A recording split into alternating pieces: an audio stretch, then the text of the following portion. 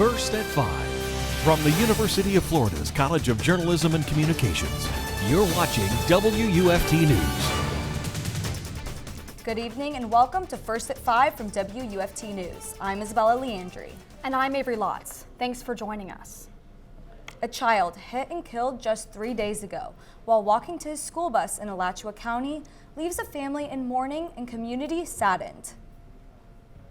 It happened in the city of Alachua on the northeast side in a neighborhood not far from Highway 441. The Merrillwood community shares a neighborhood park that's just north across Hip Way. Our Kennedy Mason spoke with the 5-year-old's mother who wants justice for her little boy. I spent about 15 minutes with the mother today. It's a heavy situation for her and her family. She says she wouldn't want any other parent to be in this situation. A devastated mother of 8. Angry, hurt, my soul being snatched. On Friday, Jessica Mincy's 5-year-old son was hit and killed at a pedestrian crosswalk near the Merrillwood Community Park. What started as a walk to the bus for school turned into a tragedy. Yes, my son took his last breath at Shands. I was there when he took his last breath. The morning of the crash, he was with 5 of his siblings, the oldest age 12. No speed bumps. They were supposed to put speed humps here. There's none. And a broken button. These crossroads around here been broke. Months on top of months. The lack of essentials perhaps contributed to an awful accident causing a mother to lose her son. Because as a mother, I ain't never think I had to go bury my son before I bury myself. On top of the hurt and pain comes a passion for change. I'm not going to rest until I feel I'm going to get justice for my son, and that's what I'm going to do. And a hope to keep her son's memory alive. A little old boy, my son, happy, cheerful. He's not a sad kid. He loved to play. He loved Paw Patrol. He loved football, basketball, anything. That kid will bring a smile to your heart if you was to ever know him.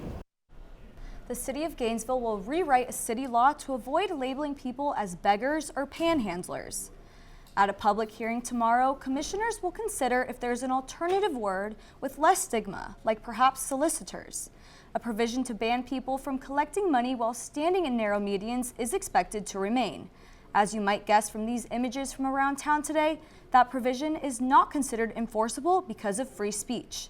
The safety rule was inspired by a pedestrian death in 2019. A gunman targets Lunar New Year celebrations in Monterey Park, California, leaving 10 dead and another 10 injured. The 72-year-old suspect killed himself when cornered by police. NBC's Jay Gray shows us how the community is coping. There is an uneasy tension in Monterey Park right now, a stunned silence. Businesses are open, people come and go, but nothing is normal here. There's just profound sadness and grief and pain. 11 killed after police say 72-year-old Hugh Cantran opened fire inside Stardance Studio. 20 minutes later, witnesses say he showed up at a second dance hall, confronted at the door by 26-year-old Brandon Say, who shared details on Good Morning America. I realized I needed to get the weapon away from him. I needed to take this weapon, disarm him, or else everybody would have died. On the run for hours, police closed in on Tron inside his van Sunday afternoon. Police say they heard a single shot, then found the suspect slumped over the steering wheel, dead from a self-inflicted gunshot. Overnight, investigators searched Tran's home in Hemet, 80 miles east of the murder scene. The public wants answers. You want answers. I want answers. And that will only come from an investigation. While on the first day of the Lunar New Year, so many in this community struggle to deal with the attack. Lunar New Year sets a precedent for the rest of the year, so you're supposed to celebrate that year. Instead, this year, they mourn unprecedented, overwhelming loss. Jay Gray, NBC News, Monterey Park, California. The tragedy follows a string of Asian American hate crimes that have skyrocketed in the past few years. The Lunar New Year celebrates the coming of spring. It's a time for reflection and renewal. In Gainesville, the Asian American community gathered for meals, parties, and dance performances. But Saturday's news from Monterey sent ripples of fear from coast to coast. University of Florida senior Chris N. found a connection to his Chinese-American heritage 3 years ago when he began performing traditional dance with Jia Ting Lion and Dragon Dance Troupe. He says he finds fulfillment in keeping his culture alive and bringing joy to new audiences. Today, the troupe performed on UF's campus to celebrate the new year. But N says this year's performances feel different following the Monterey shooting and persisting violence against the Asian American community. In a sense, it makes us very scared for our family and our friends that could be supporting us from the audience, as well as other people's friends and families that are in the audience. And, you know, it's a very unfortunate thing to be mindful of and thinking about during a time that, you know, should be bringing people together and promoting good fortune and good vibes all around. But unfortunately, that's just the reality that we face as Asian Americans. But N says that even in times of fear and uncertainty, the lion and the dragon, which N has tattooed on his arm, serve as symbols of strength that drive out the darkness. City of Gainesville officials anticipate temperatures below 45 degrees tonight, so the cold night shelter rules will allow extra capacity tonight. The program normally runs as needed from November 1st through March 31st. St. Francis House and Grace Marketplace are Gainesville's two main homeless shelters. St. Francis House provides temporary help for families, women, and children. Grace Marketplace primarily serves individual adults. WUFT's Daniella Rudolph joins us now with the weather forecast. Thank you, ladies. So indeed, it is going to be very, very cold for the remainder of the evening and the week. So please do keep that in mind if you are heading out for the remainder of the night. As they mentioned in the story, the shelters will be opening for temperatures 45 degrees and below, which is forecasted for around 11 p.m. tonight. If you are walking home from a night out, keep that in mind. It'll be 41 at 2 a.m. There are some winter alerts in advance right now. We have a frost advisory from around 4 a.m. to 9 a.m., but that's more in the Sawney River County area. But do keep in mind that it is going to be cold throughout the remainder of the state. Taking a look at our campus cam, what is happening right now? It's 62 and the winds are around 8 miles per hour. As you can see, the clouds, these are cirrus clouds, meaning that there is going to be ice crystals high in the atmosphere, giving us that room for the atmosphere to produce really cold weather. So again, do take all the necessary means and use those tools around you to stay safe during this time. Looking at this 24-hour temperature change, you can see here in Gainesville, we're down 11 degrees and around 10 to 15 degrees throughout the rest of the county. Back to you. Alachua County Fire Rescue, with the assistance from the Florida Department of Forestry, responded to a brush fire Friday afternoon. The brush fire was located in a retention area surrounded by apartment complexes between Southwest University Avenue and Southwest 8th Avenue. The first arriving engine reported approximately a 3 to 5 acre brush fire and requested additional units. A total of 3 brush trucks, 2 engines, and 2 chief officers, with the aid of the Alachua County Fire Rescue's drone team, were able to contain the fire to 8 acres. The Department of Forestry arrived on the scene and plowed a line around the fire to prevent it from spreading. There were no injuries and no structures damaged. Avery, is there anything valuable you hope you never lose? I mean, many precious family heirlooms, actually, but I have them in safekeeping. Well, that's good for you. The U.S. is returning dozens of stolen artifacts to Italy. Stay tuned for more First at 5 after the break.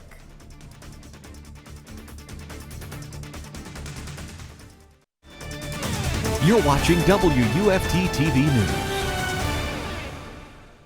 A Florida judge has ruled Governor Ron DeSantis violated state law by removing Hillsborough County State Attorney Andrew Warren, but he did not give Warren his job back.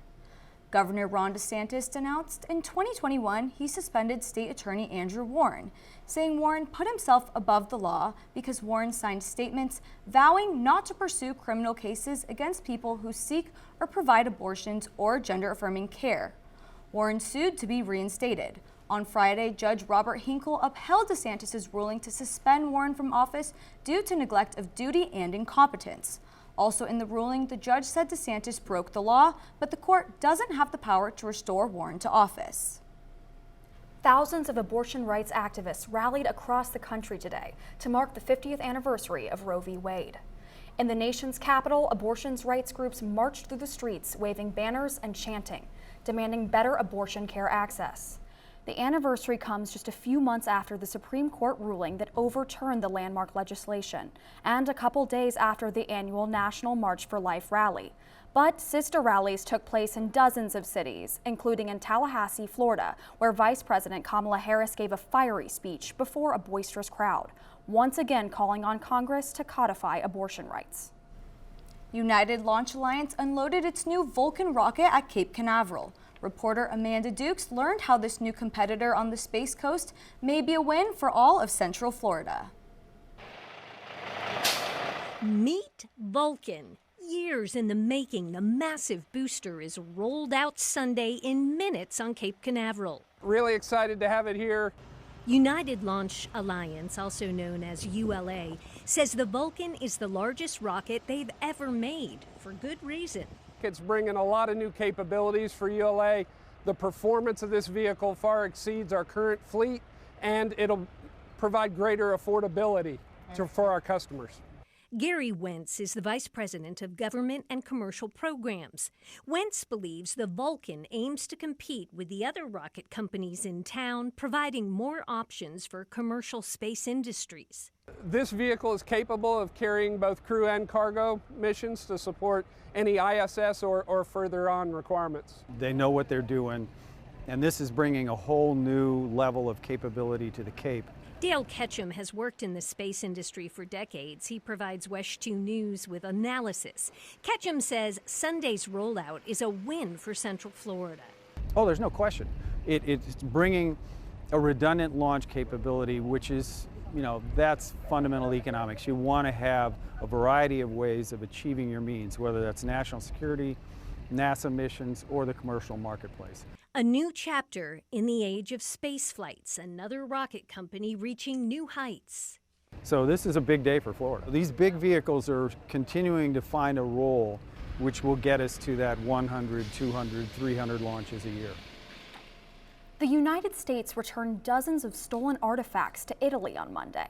The Italian Ministry of Culture presented more than 60 artifacts recovered from U.S. museums and private collections during a press conference in Rome.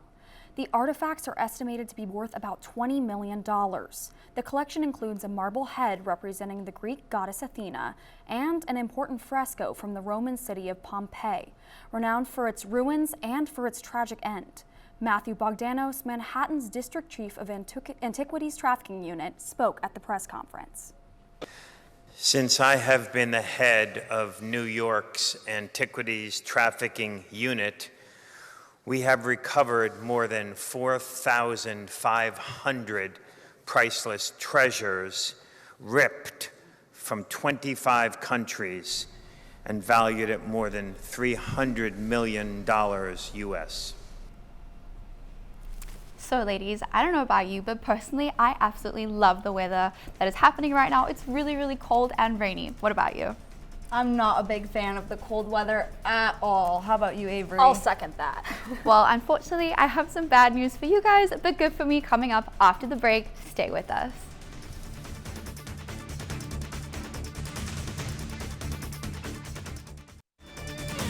You're watching WUFT-TV News. So of course that big story in weather this week. By Wednesday, we should have some strong storms coming in across the nation. Let's take a look at our future radar up into tomorrow.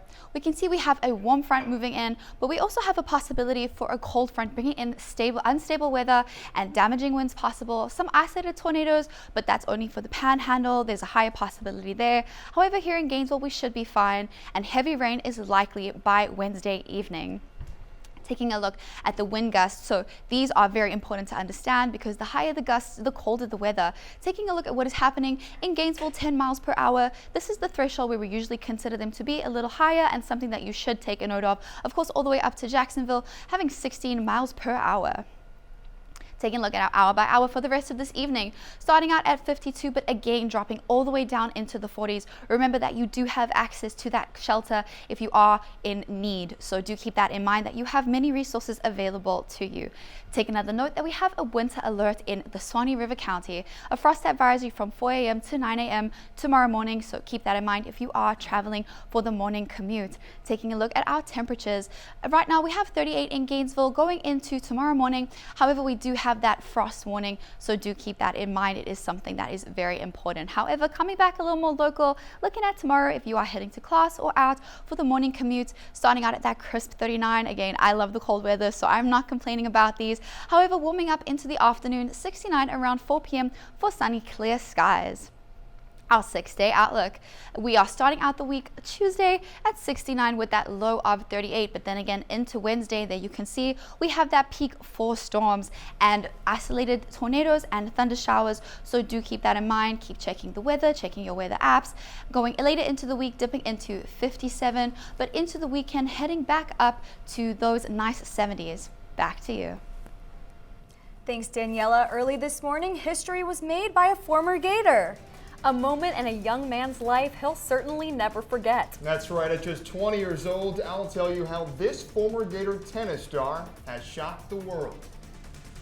He's the son of Florida's current tennis head coach and is making waves on tennis's global scale. That and more after the break for sports.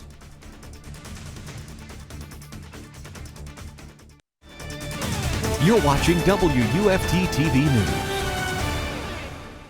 Welcome to sports. I'm Will Levenson. Down under at the Australian Open, a former Gator has made history. Ben Shelton, a former national champion with the Florida Gators, is on his way to the quarterfinal of the Australian Open. Shelton is the first American man in 20 years to reach a major quarterfinal before turning 21. The 20-year-old former Gator is the son of current Gators tennis head coach Brian Shelton. No Florida Gator had ever made the round of 16 in any major tournament before Shelton. In a back-and-forth match against fellow American J.J. Wolf in the early Monday morning hours, Shelton outlasted Wolf to advance. Shelton will look to continue his remarkable run when he faces American Tommy Paul tomorrow. What a weekend for the Florida Gators on the basketball court. Both the men's and women's teams came away with big conference wins. Starting on the men's side, where Florida picked up a huge 61-59 road win against Mississippi State on Saturday. The Gators started hot, building a 16-point first-half lead, but the lead evaporated as the Bulldogs rallied back in a hotly contested second half. Florida's defense held tight in the final seconds to get the victory and improve to 11-8 on this season. The Gators are 4-2 in 2023, with both of their losses coming to Texas A&M. Head coach Todd Golden said the win showed him how his team has improved. For us to do this on the road, I think speaks volumes of the growth of our guys and the progress we've made over the last month, because this is a game that would have been, probably really hard for us to win a month ago. 12th win of the season when they host South Carolina on Wednesday at 7 p.m. On the women's side, Florida had no trouble in their win Sunday, trouncing Vanderbilt 73-56 to improve to 13-7. The Gators took a commanding 21-point lead to the locker room at half and kept their foot on the gas until the final whistle. The much-needed win snapped a 4-game losing skid and gave Florida its second SEC win of the year. The Gators will get a week to rest before a road date with Auburn 1 week from tonight. The second-ranked Florida Gators gymnastics team remained perfect over the weekend. With a road win over number 11 Alabama on Friday, Florida improved to 5-0 on the year. Gators star Trinity Thomas has had an exceptional 5th season at Florida. Thomas scored a perfect 10 in a win over top 5 Auburn at home last week, and she scored a pair of 9.9s in their most recent win over Bama. The Gators will aim to stay perfect when they play host to Georgia on Friday. Thanks, Will. Hundreds gathered in the Florida Keys to take part in the annual Wienerpalooza Dachshund Parade on Sunday. Nearly 150 pets and their owners took part in the parade, which was staged in Key West's historic downtown. The parade is part of a fundraiser for a local nonprofit that benefits animals in need, such as long-haired and short-haired dachshunds. Participants could be seen in canine costumes and accessories, ranging from hot dogs and buns to mermaids and unicorns. Before we go, one last check on the weather. Thank you, ladies. Let's jump to our 6-day outlook to see what we have in store for us for the remainder of the week. Again, peaking to 81 on Wednesday. Although it is warm in the morning from that warm front coming in, it's going to be rainy. Keep that in mind. Back to you. Thanks, Daniella. BBC World News is next, and the PBS NewsHour is coming up at 7. And your Florida news is always on at WUFT.org. Have a wonderful evening.